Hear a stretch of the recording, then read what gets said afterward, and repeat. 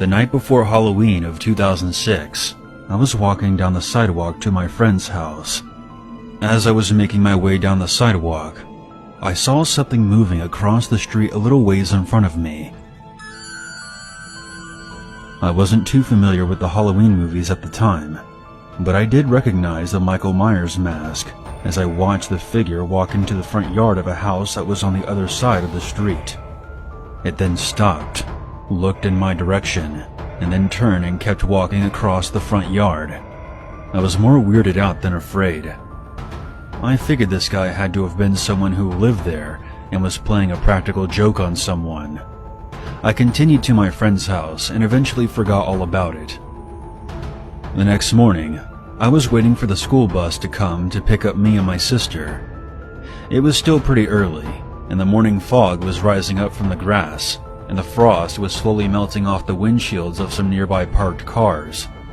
I was just wandering up and down the sidewalk when I saw the Michael Myers guy again. This time he was directly across the road, standing between two garages and looking my way. I pointed him out to my sister, but he was standing so still that she assumed that he was some kind of Halloween decoration. I was tempted to call out to him, but I decided against it. And even in my 12-year-old mind, I felt genuine alarm that an adult could walk around with a mask on this early and stare at someone else's children. It wasn't until I was on the bus that the figure finally moved. I tried to point him out to my sister, but the bus was already moving, and he was out of sight.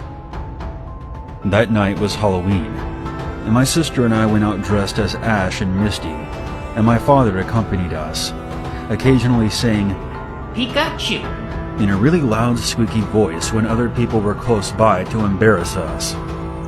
It wasn't until we were on our way home that I saw the Michael Myers guy again. He was walking down the side of the road behind us. Other people were walking by him without even reacting. I tried to point him out to my father, but he barely looked twice at the figure. When we got home, I watched from my bedroom as the figure stood outside our front lawn. He waited there for a few minutes before disappearing around the side of our house. Now I was starting to get nervous. I asked my dad if one of his friends was messing with us, and I begged him to take a look outside. But he came back a minute later with a completely carefree attitude, stating that there was no one there. Later that night, my sister crept into my room and whispered that there was someone outside of her bedroom window. Instead